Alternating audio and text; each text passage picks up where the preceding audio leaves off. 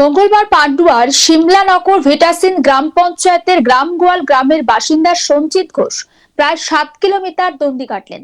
ওই বিজেপি সমর্থক মানসিক পূরণের জন্য দণ্ডি কেটে বাড়ি থেকে সিমলাগড় কালী মন্দিরে গিয়ে পুজো দেন।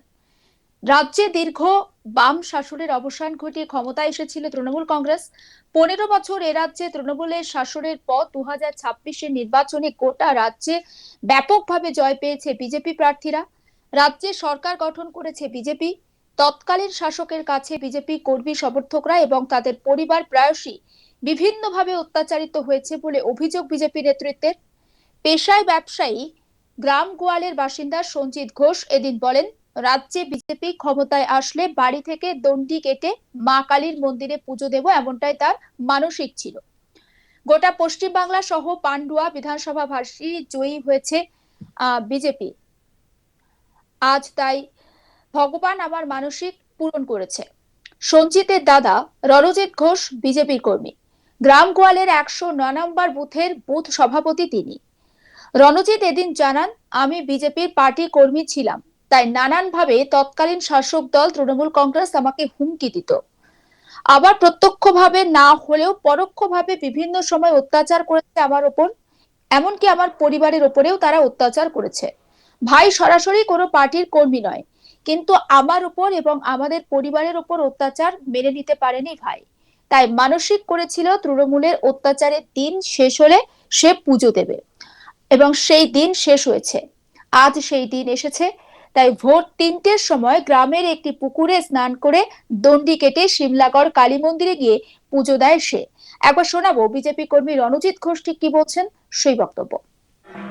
ভাইয়ের মানসিক দীর্ঘদিন ধরে মানে তখন সেই সময় যখন তৃণমূল যেতে অত্যাচার করেছিল, সামনে করেনি পেছন থেকে করেছিল, এবং আমরা দীর্ঘদিন যাবৎ এই পার্টিটা বিজেপি পার্টিটা করে আসি। ভাইয়ের মানত করা ছিল অনেক দিন আগে থেকে, সেই জন্য আজকে মা কালীকে সিমলাগড়ে ইয়ে করা ছিল। ভোর 3টের সময় জলে পুকুরে চান করে, কোথায় গামগোয়াল চিদনা পুকুর থেকে চান করে ওই 3টের সময় বেরিয়ে এখন যাওয়া হচ্ছে সিমলাগড় কালীতলায় গিয়ে মাকে পুজো দিয়ে সবাইকার মঙ্গল কামনা করব।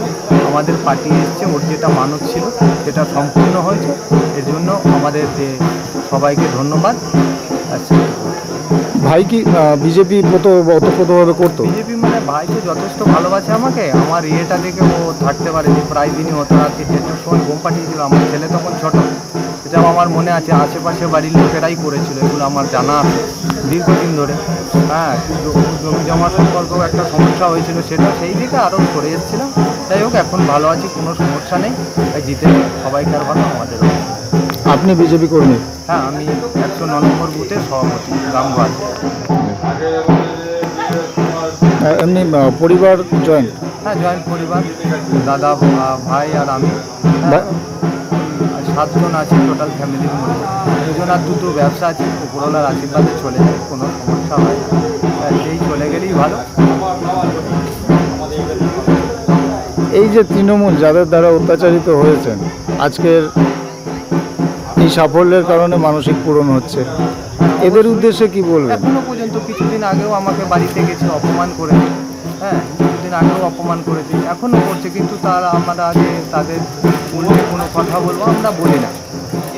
আজকে তাদের উদ্দেশ্যে কি বলবেন? আজকে তাদের উদ্দেশ্যে বলবো তারা ভালো থাকুক, এইটুকু বলবো। তাদের তো ক্ষতি করতে পারি না, ওরা আমাদের যেমন ক্ষতি করেছে আমরা তো তাদের ক্ষতি করতে পারি না। বিজেপি বিধায়ক তুষার মজুমদার বলেন, তৃণমূল ওই পরিবারকে হুমকি দিত। তখন সে মনে মনে প্রতিজ্ঞা করেছিল, রাজ্যের অপশাসন যেদিন শেষ হবে, বিজেপির সুশাসন যেদিন প্রতিষ্ঠা হবে, সেদিন দণ্ডি কেটে কালী মায়ের কাছে পুজো দিতে যাবে। আমি এই ভক্তের পাশে যেন সবসময় থাকতে পারি, সেটাই চাইব। এরাই আমাদের দলের সম্পদ। আমি কর্মীদের জন্য আপ্লুত। একবার শোনাবো বিজেপি বিধায়ক তুষার মজুমদারের বক্তব্য। দেখুন, যে দণ্ডি কেটে মায়ের কাছে আসছে, প্রতিজ্ঞা করেছিল যে আমাদের পার্টি বা সরকার যদি ক্ষমতায় আসে, আমি 8 কিলোমিটার দূরত্বে ওর বাড়ি থেকে সিমলাগড় মায়ের বাড়ি পর্যন্ত, মা কালী আমাদের, সেই পর্যন্ত সে আসবে দণ্ডি কেটে। তো তার প্রতিজ্ঞা পূরণ হয়েছে। কেননা তাকে যেভাবে তৃণমূল হুমকি দিয়েছিল যে 4 তারিখের পরে যদি ক্ষমতায় আসে তাকে বিভিন্নভাবে অত্যাচার করা হবে, সেটা তার একটা আতঙ্ক ছিল। আর সেক্ষেত্রে সে এই প্রতিজ্ঞা করেছিল যে আমি গন্ডি কেটে মায়ের কাছে যাবো, যদি ক্ষমতায় আছে বা আমি জিতি, পান্ডব বিধানসভা থেকে যদি আমি জিতি। তো আমি জিতেছি, সেই হিসাবে তিনি দণ্ডি কেটে আজকে মায়ের কাছে আসতে, আমি মানে কিভাবে যে কি ভাষায় আমি বলবো, ভাষা আমার কাছে নেই। যে এই ভক্ত, পার্টির ভক্ত, এর কাছে মাথা নত করি যে এত বড় ভক্তের পাশে আমি সবসময় যেন থাকতে পারি, তার বার্তা আমি দিচ্ছি। যখন মায়ের কাছে ঢুকবে তখন আমিও পাশে দাঁড়াবো, যাবো, তার সঙ্গে গিয়ে দেখা করব, এবং আমি আপ্লুত। অন্যদিকে বিজেপির অপর প্রার্থী স্বরাজ ঘোষ বিধায়ক হলে গঙ্গা স্নান করে দণ্ডি কেটে পুজো দেবেন বলে মানসিক করেছিলেন বাঁশবেড়িয়া পুরসভার অপরাজিতা ঘোষ, এবং তার সেই স্বপ্ন পূরণ হয়েছে। বিজেপি প্রার্থী স্বরাজ ঘোষ তিনি তৃণমূলের প্রার্থীকে হারিয়েছেন এবং তিনি বিধায়ক হয়েছেন, এবং তারপর কিন্তু পুজো দিয়েছেন অপরাজিতা ঘোষও। শোনাবো অপরাজিতা ঘোষের বক্তব্য। পরিত্রাণ পাওয়ার জন্য বজরংবলীকে অনেক দেখেছি যে সপ্তগ্রাম বিধানসভা থেকে আমাদের স্বরাজদা যেন জিততে পারে, আর দিকে দিকে যেন বিজেপির জয় হয়। আমরা সেই জয়টাই পেয়েছি তার কাছে, তার জন্য আমার এত বড় আজকে মানসিকটা পূরণ করা হলো। যাকে এবার সবার জয় মানে আমারও জয়। প্রচন্ড গরম, কারণ এটা সবার যদি ভালো হয় আমার ভালো হবে, ঈশ্বরের কৃপা থাকলে সব হয়। তার কৃপায় আজকে আমরা এত বড় পথ দেখতে পেয়েছি, সুতরাং তার জয় মানে আমাদের সবার জয়, তার দয়ায় আজকে আমাদের সব কিছু। স্বরাজদা সবার ভালো করুক, আমাদেরও ভালো হবে। কোথা থেকে শুরু করলেন? বাঁশবেড়িয়া হংসেশ্বরী ঘাট থেকে শুরু করেছি, আর বজরংবলীর মন্দিরে এসে শেষ করেছি কলবাজার বজরংবলীর মন্দিরে। আর কি চাইছেন এবার? স্বরাজদা তো জিতে গেল, তাহলে আবার আর কি স্বরাজদা চাইছেন? জিতে গেল, সবার ভালো হোক, ভালো হবেই। মোদিজির জয়, মোদিজি সবাইকে ভালো করছে, ভালো করবে, দুনিয়ার জয় হোক, এটাই, আর কিছু না। বজরংবলীর কৃপায় সব ঠিক হোক, ব্যাস আমরা এটাই চাই। তৃণমূল দেশ থেকে নিশ্চিহ্ন হয়ে গেছে, আরও যাক, আমরা এটাই চাই। ও আর যেন না ফিরে আসে, আমরা এটাই চাই। আমরা এখন 50 বছর মোদিজি যেন মানে রাজত্ব করতে পারে, বাস আমরা এটাই চাই। জয় বজরংবলী, জয়। টিকিটটা কি মানসিক, টিকিট পাওয়ার পরই মানসিক করেছিলেন নাকি?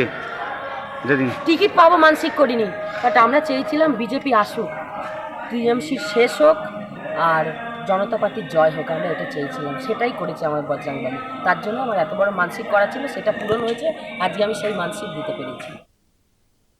বিজেপি প্রার্থী স্বরাজ ঘোষ তৃণমূলের বিদেশ বসুকে হারিয়ে সপ্তগ্রাম থেকে জিতে বিধায়ক হয়েছেন, আর সেই বিধায়ক হওয়ার আনন্দে বাঁশবেড়িয়ার হংসেশ্বরী গঙ্গার ঘাট থেকে কলবাজার হনুমান মন্দির পর্যন্ত প্রায় 1.5 কিলোমিটার রাস্তা দণ্ডি কেটে পুজো দেন অপরাজিতা ঘোষ। এবং এই বিজেপি সমর্থক তিনি বলছেন যে রাজ্যে অপশাসন যেটা চলছিল সেই অপশাসন শেষ হয়েছে। সমস্ত আপডেট পৌঁছে দেবো আপনাদের কাছে, নজর রাখুন আজ তাক বাংলা, সাবস্ক্রাইব করতে ভুলবেন না।